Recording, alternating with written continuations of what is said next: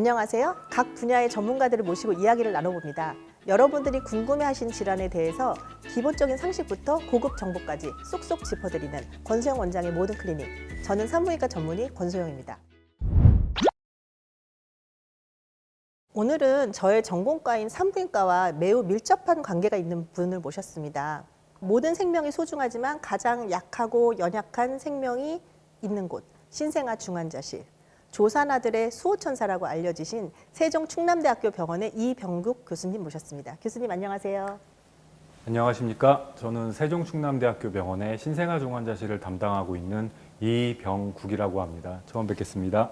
네, 신생아 중환자실은 일단은 이제 조산아, 미숙아, 이른둥이 뭐 이렇게 용어들이 있던데 조산랑 미숙아랑은 같은 건가요? 네, 맞습니다. 그 조산이라는 건 우리나라에서 뿐만이 아니라 전 세계적으로 통일되게 우리가 전체 임신 기간을 40주라고 보는데요. 40주 중에서 37주의 기간을 채 못 채우고 태어났을 때 공통적으로 조산아라고 부르고 그것이 다른 이름으로 미숙아라고 부르고 최근에는 또 이제 한글 이름을 많이 쓰자고 하면서 이른둥이라고 부르기도 합니다. 그래서 37주, 그러니까 보통 이제 40주가 만삭인데, 아, 내가 좀 일찍 났어. 그래서 일주일 일찍 나왔어. 그거는 사실 미숙아가 조산아가 아니죠. 가끔 그런 질문을 하는 네네. 어머니 아버지들이 있거든요. 우리 애기 일찍 태어난 거 아니에요? 이렇게 이야기를 하시면 저는 어머니 걱정하지 마세요. 얘는 그냥 아주 건강한 만삭아입니다. 이렇게 37주 이전에 태어나는 건 문제가 되는데 그때는 어떤 문제가 있기 때문에 이 아이들이 뭐 신생아 중환자실을 가거나 뭐 그렇게 해야 되는 건가요?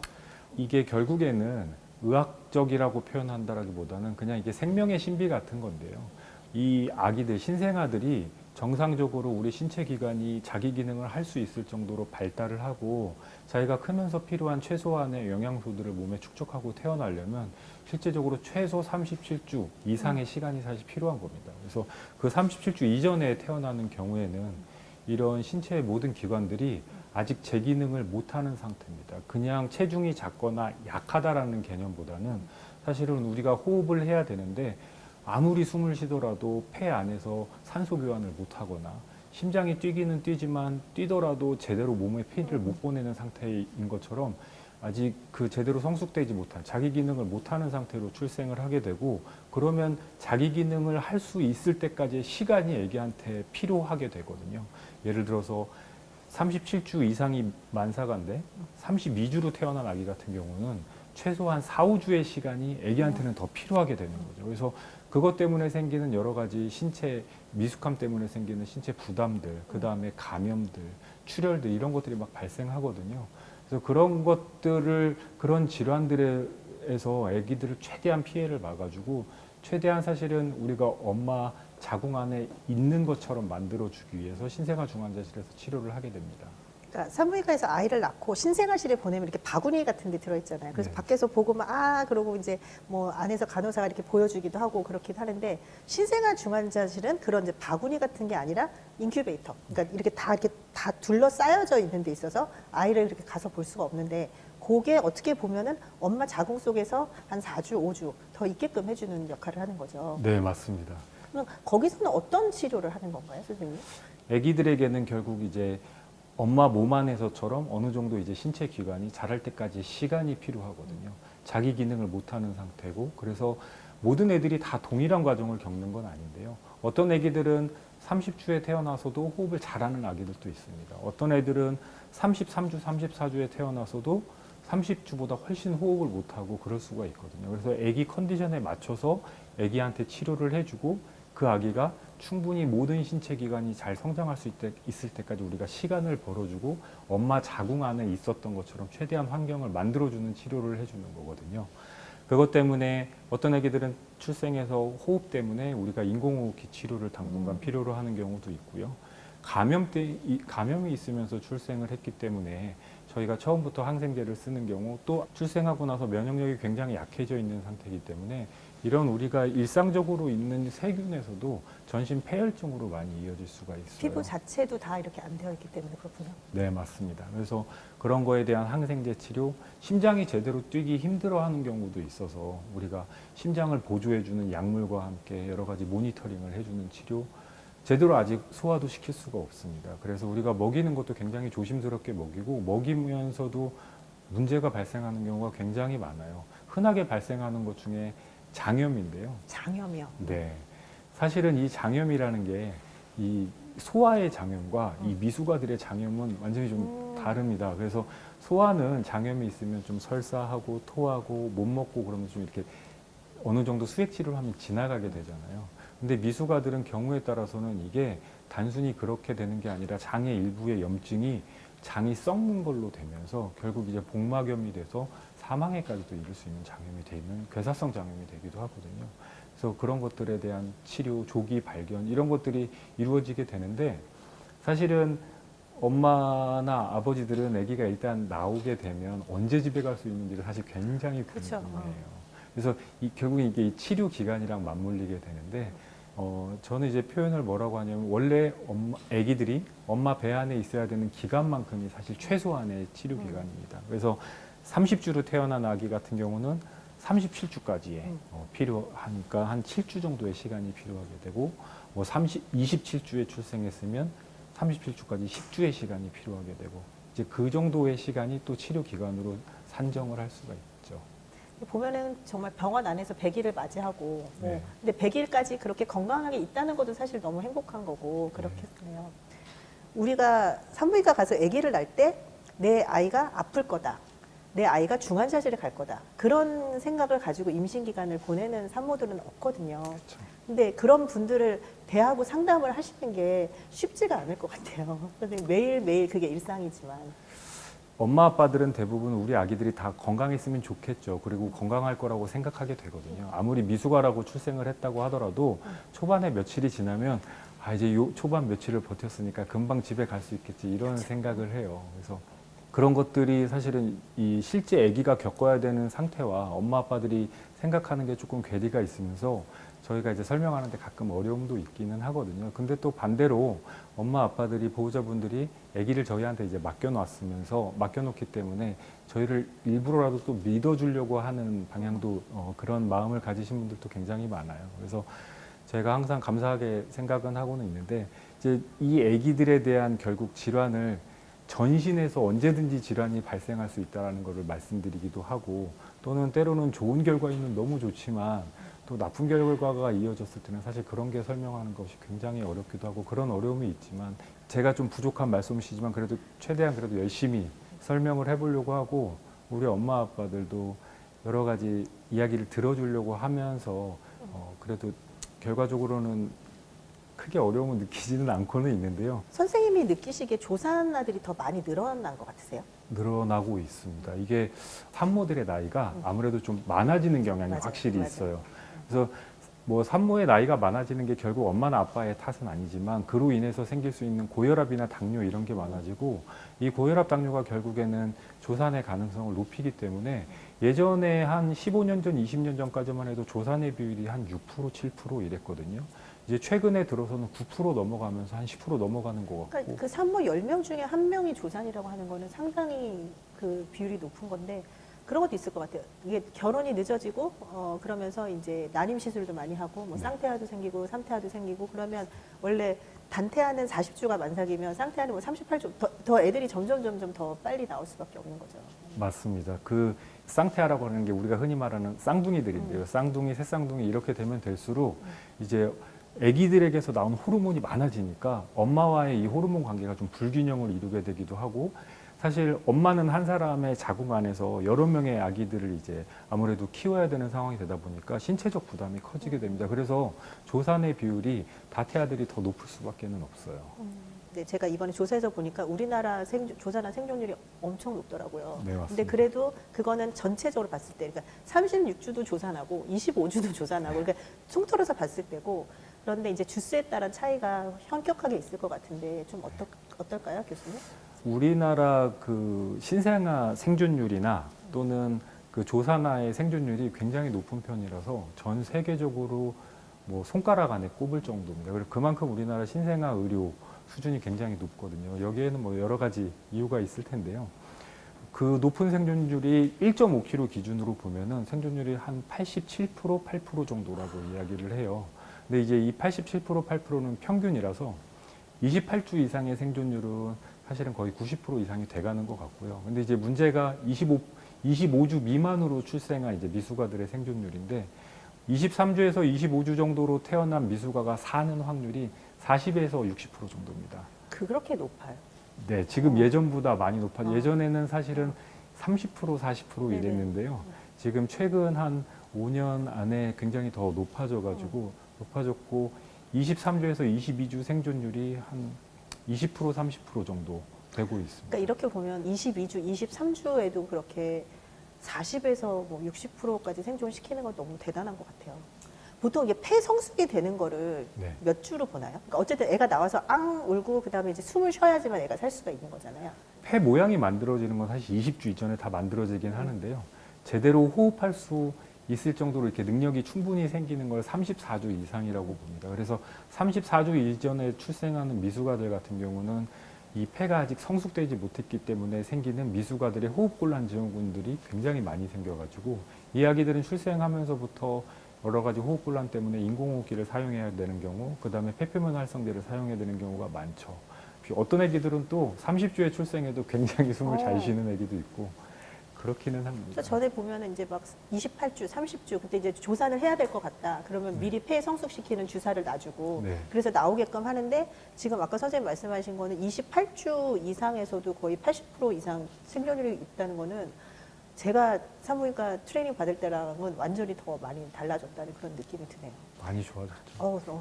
내과도 보면은 소화기내과, 심장내과 이렇게 하고 사실 그 어린이병원 그런 데 가면은 어린이 심장만 보는 친구 네. 있고 뭐 신경과만 보는 그렇게 다 다른데 신생아학은 다 보시는 거잖아요. 그렇죠?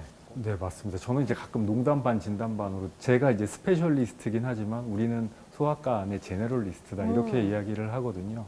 저희가 담당하는 이제 환자나 질환의 영역이 어떤 특정 기관을 보는 게 아니라 특정 기간의 환자를 봅니다. 그래서 신생아라고 하면은 보통 생후 28일 미만의 아기들을 신생아라고 이야기를 하거든요. 이 신생아들이 경련을 해도 일단 저희가 보고요. 그러니까 뇌질환이 생겨도 일단 저희가 보고 심장 문제가 생겨도 일단은 저희가 보고 소화기 문제가 생겨도 일단 저희가 보고요.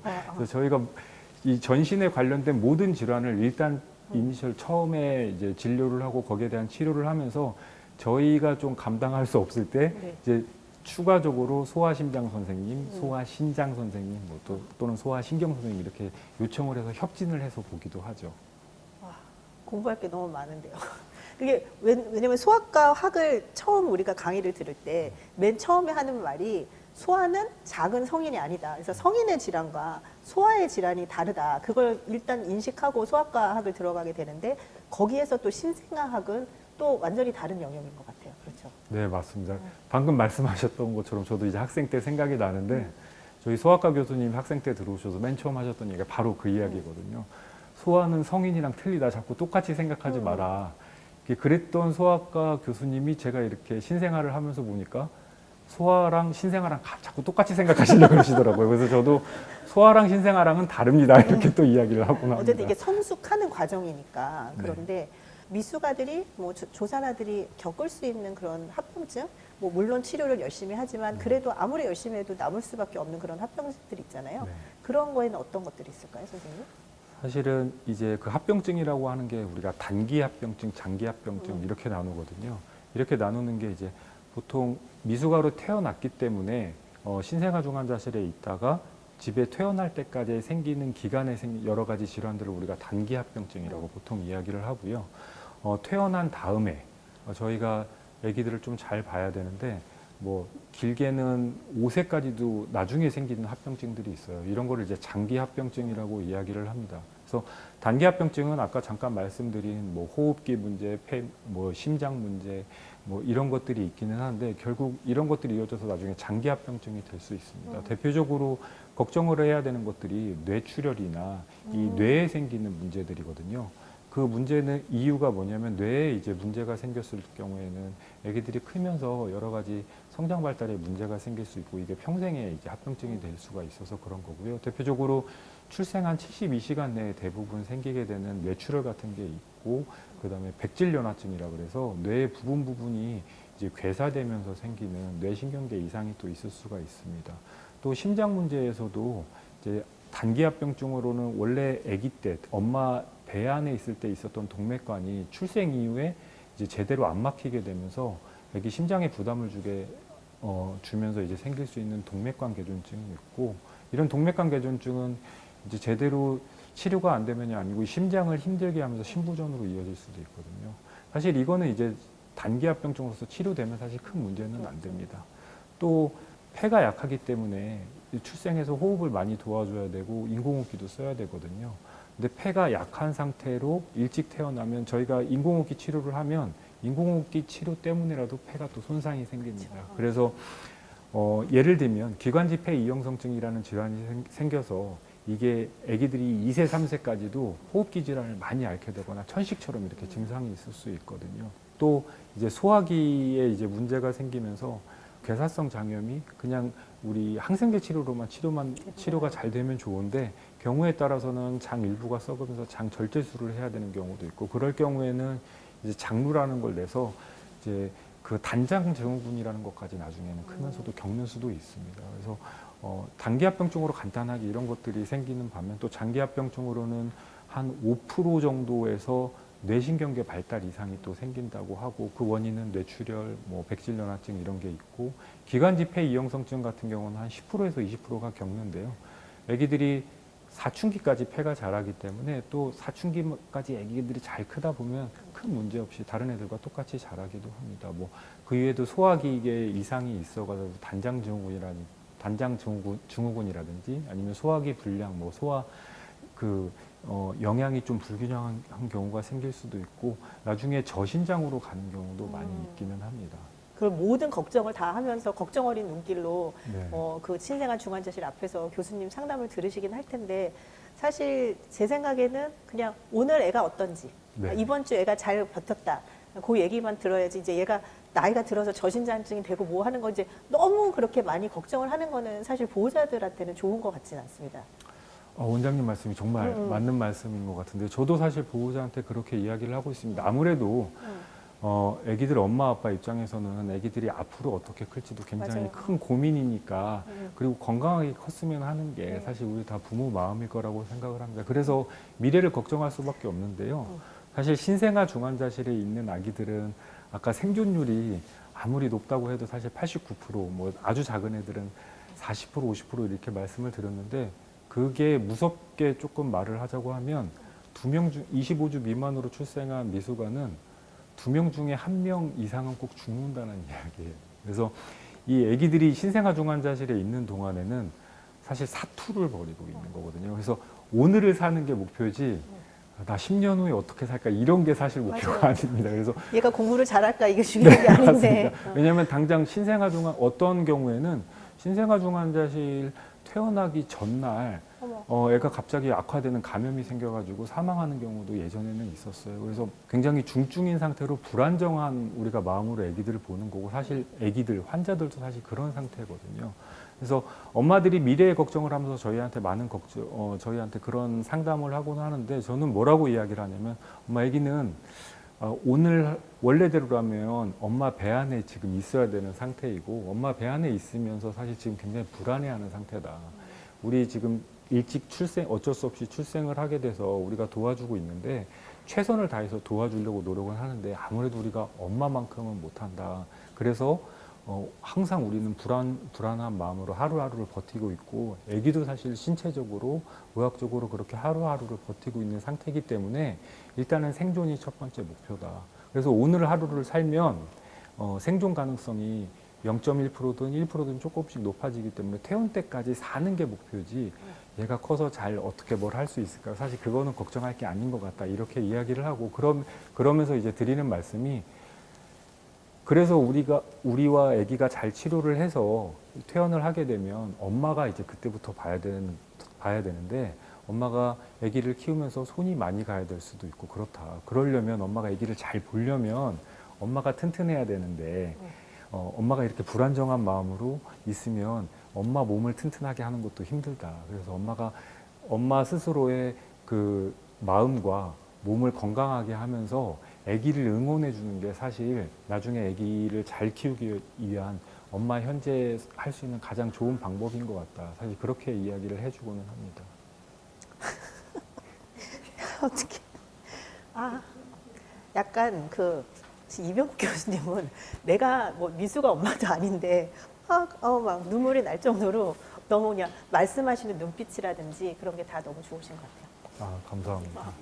제 친구가 이제 그 집 작은 애가 28주인가 27주에 태어난 애가 있어요. 그래서 걔가 이제 지금은 이제 중학생인데 애가 막 말썽 부리고 그러면 제가 그때 정말 살지 못할지도 몰랐는데 내가 얘를 혼내지 말자 하면서 맨날 뭐 마음을 다스리고 있다고. 그런데 그렇게 또 잘 크고 그렇게는 하니까. 그 선생님네 병원에서 아니면 뭐 이전 병원에서 뭐 기억 신생아 중환자실 진료하시면서 기억에 남는 아이가 뭐 하나하나 다 소중하긴 하겠지만 기억에 남는 아이가 있으실까요? 제가 신생아 중환자를 본 지가 2006년부터 봐서요. 예, 지금 거의 20년 돼 가거든요. 아픈 손가락이기도 하고 굉장히 고마운 아기기도 하고 그랬던 환자 중에 한 명은 제가 이제 2007년도에 봤던 아기가 제가 2021년도에 결혼을 했거든요. 결혼할 때 하객으로 어머. 고등학생이 돼서 이제 와줬던 아기가 있고요. 제가 지금까지 봤던 체중이 제일 작은 아기가 있어요. 이제 우리나라에서 한 5번째, 6번째로 작았던 아기고, 사실 300g대 아기가 출생을 하면 생존을 하는 확률이 거의 없어요. 거의 없고. 예, 거의 없고 우리나라에서 이제 한 5번째, 6명 겨우 있거든요. 그래서 그렇던 아기가 이제 제가 있는 곳에서 다행히 아기가 치료에 잘 반응을 해줘서 생존을 해서 집에 갔고, 그 아기가 지금 이제 걸어 다니고 있고 가끔 이렇게 사진을 보내오거든요. 그래서 그 아기도 생각이 나고, 지금 이곳에서도 이제 많은 아기들이 신생아 중환자실 퇴원해서 이제 자라면서 저한테 이제 외래 진료를 해서 이제 가끔 오거든요. 그럼 이제 그 아기들도 하나하나 이제 다 생각이 나고 그렇습니다. 아기들이 저희가 치료에 잘 반응을 해서 생존을 하면 좋은데, 가끔 아까 생존율 말씀드렸던 것처럼 사망을 하는 경우가 있으면 사실 제가 이렇게 멀쩡해 보이긴 하지만 너무 힘들고 네. 약간 정말 우울 상태로 한 2, 3일 가거든요. 2, 3일 이상 가거든요. 사실 엄마 아빠는 더 힘들겠죠.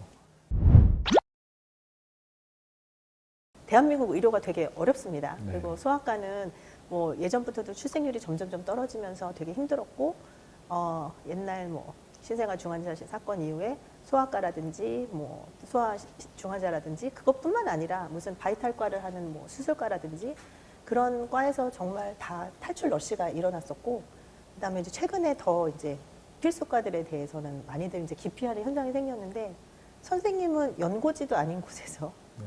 지방에서 그 소아과 중에서도 제일 힘들다고 하는 그 신생아 중환자실을 보고 계시는데, 요즘의 요건 이런 의료 상태에 대해서는 좀 어떤 생각을 가지고 있으신지 그냥 조금 궁금해요. 사실은 많이 걱정스럽습니다. 네. 그리고 뭐 의정 갈등, 뭐 의정 사태 이렇게 여러 가지 표현을 하는데요. 원장님도 아시겠지만 사실은 이거를 계기로 해서 현장이 많이 나빠진 게 아니라 저희 소아과랑 산부인과는 원래 나빴습니다. 그- 중환자실은 너무 나빴습니다. 그 이전부터 사실 굉장히 열악한 상태였고, 사람들이 뭐 지원 기피하는 과였고 그랬습니다. 물론 이게 쐐기가 돼서 그나마 사명감을 가지고 하겠다라는 전공의들도 없어진 상황도 맞습니다. 그래서 굉장히 힘듭니다. 근데 사실은 그 힘든 상황이 지방에서는 이미 거의 10년 전부터 이미 전공의는 없는 상황이었거든요. 차라리 그래서 이렇게 갈등이 폭발이 된 현 상황에서 무언가 좀 저도 획기적인 개혁안이 낼 수 있는 계기가 사실 됐으면 좋겠고요. 그리고 현재 있는 여러 가지 필수과 선생님들은 그래도 각자 자기의 자리에서 이 환자들에게 문제가 생기지 않도록 최선을 다하고 계세요. 특히 맞아요. 지방에 계신 선생님들은 어쩔 수 없이 지방에 계신 게 아니라 나라도 이 지역을 지키고 있어야지 이런 마음으로 버티고 계시거든요. 그래서 첫 번째, 우리 환자나 보호자분들은 지방에 계신 이런 필수과 선생님들 조금 응원해 주시고 믿어 주시면서 너무 불안해하지 않으셨으면 좋겠습니다. 어떤 상황이 된다고 하더라도 그분들이 눈앞에 있는 환자들을 최선을 다해서 치료할 거라고 저는 생각하고 실제 그러고 있습니다. 또 연관된 이런 정부 관계자분들 또는 의료계 분들은 수도권뿐만이 아니라 사실은 더 열악한 지방의 필수 의료 인프라를 위해서 조금 더 신경을 써주시면 좋겠습니다. 사실 지금도 많이 신경을 써주시고는 있지만 상대적 우리나라 그 수도권 집중화 현상이 너무 심화된 상태이기 때문에 사실 지방 의료 인프라는 갈수록 더 무너질 수밖에 없는 상황인 것 같아요. 이게 적절한 정도의 어떤 대우 정도로는 사실 해결이 안 될 겁니다. 이게 의사뿐만이 아니라 모든 직역이 그렇기는 한데요. 제가 제 대우를 많이 받고자 이런 말씀을 드리는 게 아니라 우리나라의 장점 중에 하나는 사실 굉장히 수준 높은 의료를 국민 누구나 제공받을 수 있다가 장점이거든요. 사실 근데 지금 그게 무너지려고 하는 상황이라서 수도권 집중 현상을 조금이라도 개선을 하고자 한다면 각 지역의 불평등한 의료 인프라 같은 거를 조금 해소를 하는 것도 중요한 해결책이 될 수 있을 거라고 생각을 해서 여러 가지 지방 위주의 이런 지원 제도가 있으면 좋겠습니다. 저도 깊이 동감하고 있습니다, 네. 선생님. 만약에 이제 지금 이제 마지막으로 조산아를 뭐 출생해서 이제 중환자실에 있거나 아니면 이제 뭐 어쩔 수 없이 내가 좀 임박하게 분만을 해야 될 수 있는 그런 이제 부모들한테 한마디 해주신다면, 조언을 해주신다면? 네, 저는 사실은 보호자 입장보다는 아기 입장을 생각합니다. 네, 그래서 엄마 아빠들이 처음에 오면 너무 슬퍼하고 너무 힘들어하고 그러거든요. 그런데 이제 제가 아기라면 제가 아파서 누워 있는데 제 엄마 아빠가 옆에 와서 아유 우리 병구가 어떻게 그러고 막 울고 있으면 제가 너무 힘들 것 같아요. 사실 아기들은 다 들을 수 있거든요. 특히 엄마 아빠 목소리를 구분한다고 합니다. 그래서 아기들이 아파서 누워 있을 때 엄마 아빠들이 와서 당연히 힘들고 슬프고 하겠지만 아기들한테 기운 낼 수 있는 응원의 목소리를 자꾸 전달해 주셨으면 좋겠습니다. 그리고 아기들이 일찍 나온 건 엄마 아빠의 잘못이 아니에요.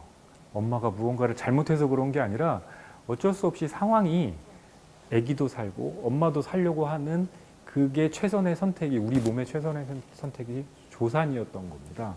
그러니까 너무 자책하지 마시고 신생아 중환자실에서 우리 의료진들이 아기들을 열심히 치료를 하고 있고 아기들도 열심히 살려고 발버둥 치고 있거든요. 그 아기들이 치료를 다 끝내고 집에 갔을 때 엄마 아빠가 아기를 잘 볼 수 있게 엄마 몸과 마음을 건강하게 해놓고 육아에 대한 공부도 좀 해놓고 이렇게 기다리시면 제일 좋을 것 같습니다. 정말 너무 소중한 조언인 것 같습니다. 오늘 자리 같이 해주셔서 너무 감사합니다, 교수님. 감사합니다.